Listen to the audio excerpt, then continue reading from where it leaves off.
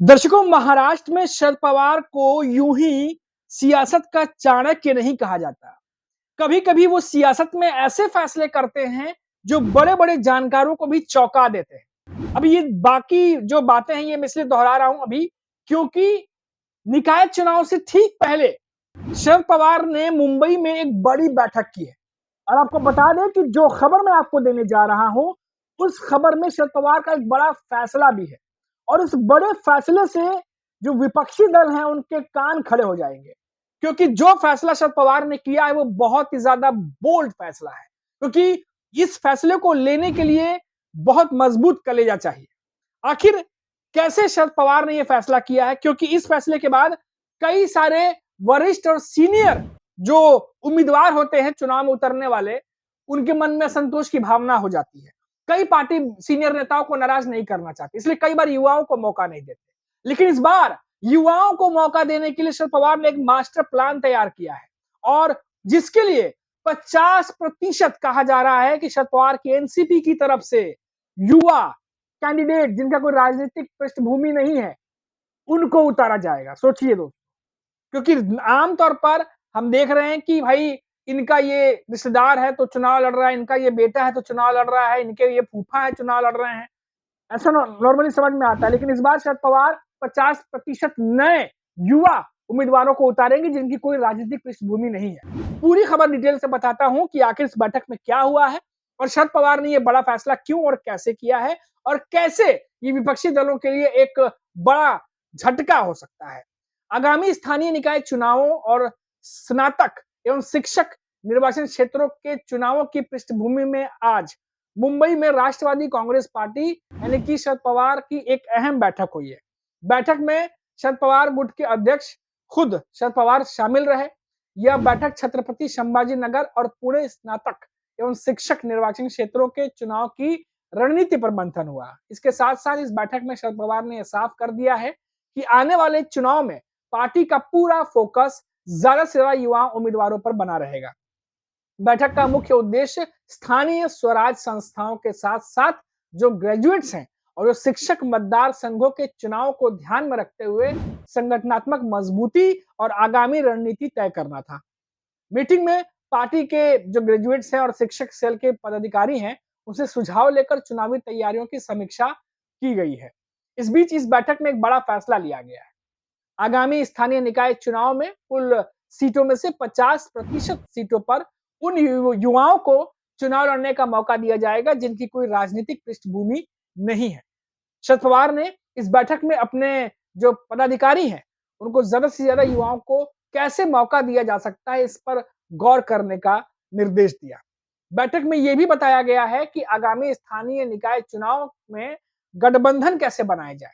इस पर चर्चा के लिए कल महाविकास अघाड़ी के नेताओं ने एक अहम बैठक जो है वो आयोजित की। ऐसा सुनने में आ रहा है कि उसमें तमाम महाविकास अघाड़ी के नेता भी शामिल होंगे। लेकिन शरद पवार ने इस बैठक में इस बात पर प्रतिक्रिया दी है कि एनसीपी जो अजीत पवार गुट है, उनके जो विधायक है संग्राम जगताप, उनका जो विवादित बयान सामने आया था इसमें माहौल गर्मा गया था। और उन्होंने कहा था कि एक समय में एक विधायक हमारे साथ ले, लेकिन अब उनकी हर बात मीडिया में आ रही है। इसीलिए हम सांप्रदायिक सौहार्द बिगाड़ना नहीं चाहते, बनाए रखना चाहते हैं। उन्होंने कहा कि सरकार में बैठे कुछ नेता इस समय विवादित बोल रहे हैं, लेकिन अपनी पार्टी के नेता से उन्हें प्रेम की भाषा प्रयोग करने की हिदायत भी दी है। आपको याद होगा संग्राम प्रताप ने कहा था कि खरीदारी जो है दिवाली में हिंदुओं के हिंदू से करना चाहिए, और ऐसा कुछ बयान दिया था। इसके बाद अजीत पवार नाराज हो गए थे। हालांकि इस बयान का सपोर्ट बीजेपी के नेता कर रहे थे। बड़ा अजीब सी स्थिति है। सोचिए कि कोई पार्टी के नेता अपने ही प्रमुख नेता को नाराज कर देता है, लेकिन बीजेपी के नेताओं की तरफ से उन्हें सपोर्ट मिलता है। खैर, अंदरूनी पॉलिटिक्स से बहुत सारी बातें होती है, हम और आप अनजान भी होते हैं बहुत सारी बातों से। खैर, इस बैठक में जो शरद पवार की बैठक हुई है, इस बैठक में पार्टी की राष्ट्रीय कार्याध्यक्ष और सांसद सुप्रिया सुले, प्रदेश अध्यक्ष और विधायक शशिकांत शिंदे, विधायक और विधानमंडल के जो पार्टी के नेता है जयंत पाटिल, पूर्व मंत्री राजेश टोपे, बाला साहब पाटिल, और पुणे, सतारा, कोल्हापुर, सांगली, सोलापुर, छत्रपति संभाजीनगर, जालना, हिंगोली, परभणी, नांदेड़, बीड़, इन तमाम जिलों के जो सांसद विधायक थे वो यहाँ पर मौजूद थे। यानी कि लगभग सभी जो मेन नेता हैं, दिग्गज नेता हैं जिनके मौजूदगी में फैसले लिए जाते हैं, वो तमाम नेता यहाँ पर मौजूद थे। अब यहाँ समझने वाली बात ये है दर्शकों कि आखिर शरद पवार ने सोच समझकर ये रणनीति तैयार की होगी, क्योंकि शरद पवार बहुत बखूबी समझते हैं महाराष्ट्र की राजनीति को। क्या उन्हें ये भनक मिल गई है कि जनता बदलाव चाहती है? क्या उन्हीं नेताओं के चेहरों को देख-देख कर जनता अब बोर होने लगी है?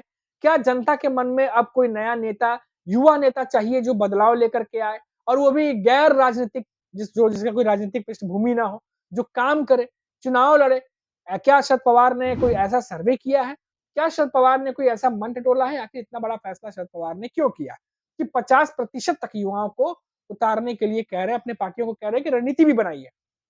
अब देखिए दर्शकों, इससे विपक्षी दल की मुसीबत कैसे बढ़ सकती है। दूसरी तरफ महायुति है जो इस विचार में है कि हम कितने सीटों पर कितने जो है अपने कैंडिडेट्स को उतारें और बीजेपी ये चाहती है कि हम मैक्सिमम सीटों पर उतारें। एकनाथ शिंदे भी वही चाहते हैं, अजित पवार भी वही चाहते हैं। अब तीनों के बीच में सिचुएशन जो है वो खबर ये आ रही है कि ऐसी हो गई है कि बहुत सारी सीटों पर अब फ्रेंडली फाइट हो सकता है। यानी कि अजित पवार, एकनाथ शिंदे भी कई सीटों पर अपने कैंडिडेट्स उतार सकते हैं जहां बीजेपी अपने उम्मीदवार उतार रही है। अब ये तमाम चीजें चल रही हैं। अब बहुत सारे नेता रिपीट होने के चांसेस हैं क्योंकि शरद पवार की एनसीपी की बहुत सारे नेता अजित पवार के गुट में हैं और इस उम्मीद से आए थे कि भाई जब लोकल बॉडी के चुनाव होंगे तो उन्हें मौका मिलेगा, क्योंकि लोकसभा में तो 4 ही सीटें पर लड़े थे अजित पवार और विधानसभा में भी सबसे कम सीटें दी गई थी। तो इस बार उनके नेता इस बात की मांग रख रहे हैं, ऐसी खबर है। और एकनाथ शिंदे के साथ भी वही हुआ।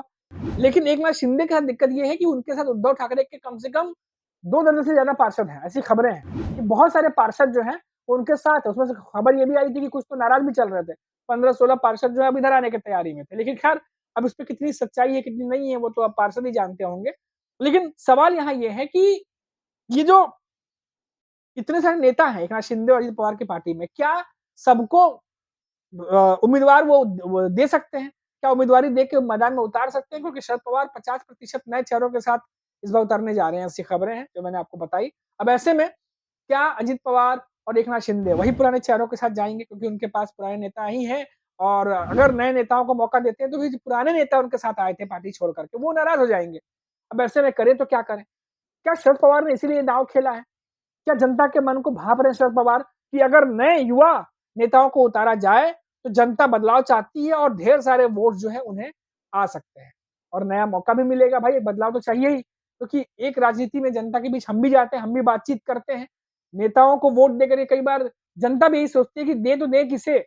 अब ऐसे में अगर कोई अच्छा ऑप्शन उन्हें दिखेगा कि भाई ये काम कर सकता है या ये अच्छा नेता है, इसके अंदर स्पार्क है या इसके अंदर बदलाव करने की क्षमता है या ये सोचता है, विज़नरी है, तो जनता उसके साथ जा सकती है और ये बात शरद पवार समझ रहे हैं और इसीलिए शायद जो ग्रेजुएट्स हैं, जो शिक्षक हैं, उनके साथ मिल करके एक तरीके से रणनीति बनाने की काम जो है वो शरद पवार यहाँ पे करते आ रहे हैं और ये बड़ी बैठक, अहम बैठक मुंबई में जो की गई है, वो इसीलिए मानी जा रही है।